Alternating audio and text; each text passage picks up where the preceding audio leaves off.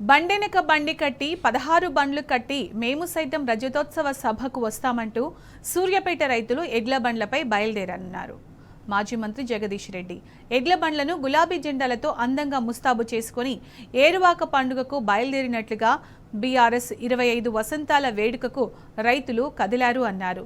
కేసీఆర్ పాలనలో ఇన్నాళ్లు నీడలో ఉన్నవాళ్లం ఇప్పుడు ఎండలో పడ్డామని రైతులు వాపోతున్నారని అంటున్న జగదీష్ రెడ్డితో మా ప్రతినిధి రాము ఫేస్ టు ఫేస్. సబ్బండ్ వర్గాలు కూడా కదులుతా ఉన్నాయి, బయలుపోతా ఉన్నారు. గ్రామాల పట్టణాన్ని కూడా వరంగల్ వైపుగా తరలి వెళ్తా ఉన్నాయి. ఈ రోజు ప్రధానంగా కేసీఆర్ గారి పైన అంతులేనటువంటి అభిమానం చూపిస్తూ సూర్యాపేట రైతులైతే బండెనక బండి 16 బండ్లు అంటూ పెద్ద ఎత్తున ఎడ్ల బండ్లను అందంగా అలంకరించుకుని చలో వరంగల్ అంటూ వెళ్తా ఉన్నారు. 5 రోజుల పాటు కూడా 130 కిలోమీటర్లు కూడా ఈ ప్రయాణం సాగుతుంది. ఈ ప్రయాణాన్ని మాజీ మంత్రి సూర్యాపేట ఎమ్మెల్యే జగదీష్ రెడ్డి ప్రారంభించారు. ఎడ్ల బండ్లు దాదాపు 16 కిలోమీటర్లు ఆయన కూడా ప్రయాణించడం జరిగింది. వారితో మనం మాట్లాడదాం.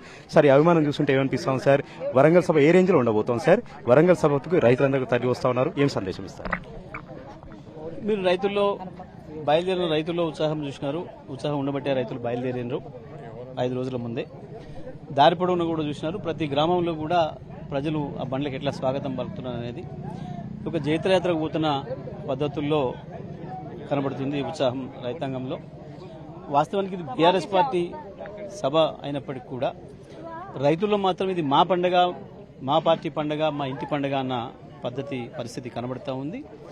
రైతులు బయలుదేరిన విధానంతో పాటు గ్రామాలలో వాళ్ళు ఎదుర్కొంటున్న విషయం, వాళ్ళని ఎట్లా స్వాగతిస్తున్న విషయం చూస్తే కూడా ఎంతో ఉత్సాహంగా ఇది మన పార్టీ పండుగ కాదు, ఇది మొత్తం తెలంగాణ పండుగ, మన అందరి పండుగ అన్న పద్ధతిలో కనబడుతుంది.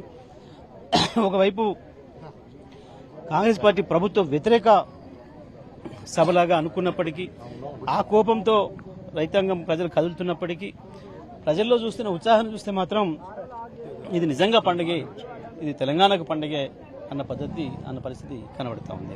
మొదటి నుంచి కూడా సందర్భం ఏదైనా రైతులు స్వచ్ఛందంగా కేసీఆర్ గారి వెంట ఉంటున్నారు సార్.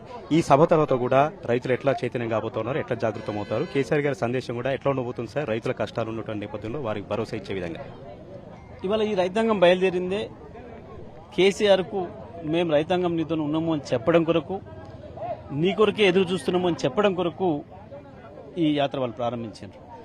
వాస్తవానికి వీళ్ళు నా దగ్గరికి వచ్చినప్పుడు ఒక మాట మాట్లాడారు.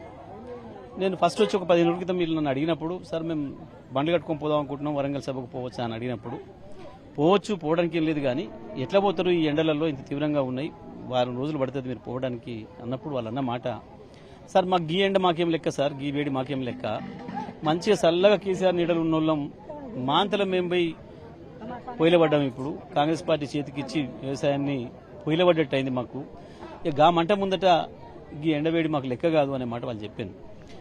అంటే రైతాంగం ఏం కోల్పోయినాం అనేది స్పష్టంగా గుర్తించారు. కేసీఆర్ను వదులుకోవడం ద్వారా ఎంత నష్టపోతున్నాం అనేది వాళ్ళు గుర్తించారు. అందుకే కేసీఆర్ మళ్ళీ నువ్వే కావాలి అని చెప్పడం కొరకు మొత్తం రాష్ట్ర రైతాంగం అందరి తరఫున ఇవాళ ఈ రైతులు కదలేదు. సార్, మీ దారి మధ్యలో కూడా రైతుల ధర్నా మనం చూసాం సార్. ఎక్కడ ధర్నా అయినా కూడా బీఆర్ఎస్ పార్టీ నాయకులు అండగా ఉంటున్నారు, వారి భరోసా చెప్తున్నారు. మంత్రులేమో మీరే రెచ్చగొడుతూ ఉన్నారు, ఎక్కడ కూడా ధాన్యం కొనుగోలు అనేది సజావుగా సాగుతున్నాయి అంటూ ఉన్నారు. దీనిపైన కూడా ఇప్పుడు నేను గంత తెలియతక్కువ కాదు కదా, ఇలా నా ప్రోగ్రాం పెట్టుకుని ఇవాళ రైతాంగం ఇంత పెద్ద ఎత్తున కదులుతుంటే దీని ఒక పండగలాగా నేను వచ్చి గుడి దగ్గర చేసుకునే సందర్భంలో అది మేమెందుకు చేస్తాము? చేయదలుచుకుంటే రేపు ఎల్లుండి చేస్తాము, అది వేరే విషయం. రైతులు వాళ్ళంతా వాళ్ళు చేసుకున్నారు. రైతులకు నేను వస్తున్న సంగతి కూడా తెలియదు. న్యాయంగా నేను వస్తున్నా అని చెప్పి తెలిసి కూడా వాళ్ళు చేసేవాళ్ళు కాదు. ఎందుకు అని అంటే నాకు ఆటంకం కలిగించాలని అనుకోరు సూర్యాపేట రైతాంగం ఎక్కడ కూడా. కానీ వాళ్ళ బాధను వ్యక్తీకరించడం కొరకు, జరుగుతున్న అన్యాయం చెప్పడం కొరకు వాళ్ళ కార్యక్రమాన్ని తీసుకున్నారు. ఏంటి మీరే చూసినారు. మీతో పాటు మిగతా అన్ని మీడియా హౌసెస్ ఉన్నాయి, అందరు మీడియా కెమెరామెన్లు కూడా ఉన్నారు. అందరం కలిసే బయలుదేరారు మనం సూర్యాపేట నుంచి వెళ్ళి. మనం బయలుదేరేటప్పటికి మనకు సమాచారం లేదు వాస్తవానికి, సడన్ గా జరిగింది అది. రైతాంగం ఏం చెప్పారు అందరి ముందట కూడా, మమ్మల్ని చాలా ఆశ్చర్యంగా ఉంది, గత చరిత్రలో ఎప్పుడు కూడా లేదు, వారం రోజులైంది మా దగ్గర నుంచి కల్లాల నుంచి ధాన్యం తీసుకుపోయి 3 లారీలు పోయినాయి మొత్తం 15 రోజుల్లో, పోయిన లారీలు అక్కడనే ఉన్నాయి, ఈ ధాన్యం ఎవరిదో వాళ్ళు వచ్చి కలిస్తే వాళ్ళు బస్తాకు 10 రూపాయలు ఇస్తేనే దించుకుంటాం మేము అని చెప్పి అవతల మిల్లర్లు చెప్తున్నారు.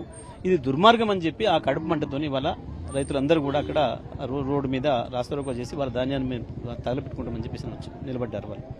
వాళ్ళు నన్ను కూడా వాళ్ళ కళ్ళంలోకి రావాలని చెప్పి డిమాండ్ చేసినారు కొనుగోలు కేంద్రానికి. నేను తప్పకుండా వస్తా అని చెప్పి మాట ఇచ్చి నేను ఇటువైపు వచ్చినా.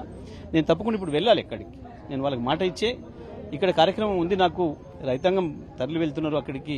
నేను వాళ్ళకి చెప్పి రావాలి, ఆ పూజలు చేసుకొని బయలుదేరుతున్నారు, నేను ప్రారంభం చేసి రావాలి అని చెప్పి వచ్చినాను. నేను తప్పకుండా నేను వెళ్ళి రైతాంగానికి ధైర్యం ఇవ్వాల్సిన అవసరం ఉంది. ప్రతిపక్ష నాయకులుగా, ప్రతిపక్ష పార్టీగా మా పాత్ర మీద తప్పకుండా చెయ్యాలి. ఏ వర్గం ప్రజలకు ఇబ్బంది వచ్చినా వాళ్ళ వెంట ఉండాలి. నిజమే, అధికారంలో ఉన్ననాడు వాళ్ళ ప్రజలకు ముళ్ళు గుచ్చుకోకుండా పనిచేసినాం. ప్రతి రైతు వ్యవసాయం మా ఇంటి వ్యవసాయం అనుకొని చేసినాం. పంట నారు పోసిన నుంచి మొదలు పెడితే కోతకొచ్చి అమ్ముకొని ఇండ్ల వాళ్ళకి పైసలు బ్యాంకులో పడ్డదానిక మేము వెంట నిలబడ్డాం. తడిసిన ధాన్యాన్ని కూడా కొనిపించినాం, మొలకెత్తిన ధాన్యాన్ని కూడా కొనిపించినాం. మిల్లర్లను బాపెట్టించో, మిల్లర్లను బతిమాలో 1,00,000 బస్తాలు కొంటున్నావు, నువ్వు 10 బస్తాలు ఖరాబ్ అయినా ఏం లేదు కలుపుకో దాంట్లో. రైతు మాత్రం ఒక రైతు మొత్తం నష్టపోతాడు కదా 10 బస్తాలు అంటే అని చెప్పి మేము వాళ్ళని అర్థం చేయించి కొనిపించినాం అన్నాడు. కానీ వాళ్ళ ఉన్న బొట్లనే నాశనం చేస్తుంది వాళ్ళ కాంగ్రెస్ పార్టీ ప్రభుత్వం.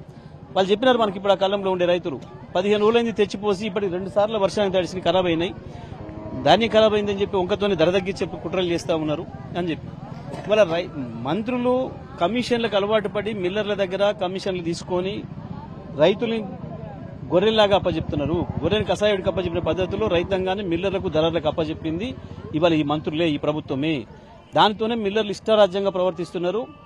రకరకాల పద్ధతుల్లో రైతులు మోసం చేస్తున్నారు, ధరలు తగ్గిస్తున్నారు, రైతుల మీద లేని భారం ఇస్తున్నారు, ఇబ్బందులు పెడతా ఉన్నారు. తప్పకుండా మేము రైతాంగం కొరకు నిలబడతాం, కొట్లాడతాం.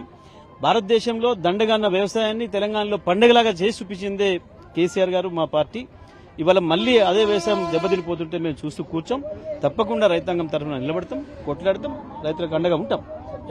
ఈ విధంగా సూర్యాపేట నుంచి పెద్ద ఎత్తున కూడా రైతులందరూ కూడా ఎడ్ల బండ్ల మీదుగా చలో వరంగల్ అంటూ సభకు వెళ్తా ఉన్నారు. ప్రధానంగా ఏ ఊర్లో చూసినా కూడా ఒరే ఉత్సాహం కనపడతా ఉంది, సమరోత్సాహం కనపడతా ఉంది. వరంగల్ సభను గ్రాండ్ సక్సెస్ చేస్తామని కూడా సూర్యాపేట రైతులు మనతో చెప్తా ఉన్నారు. Over to you.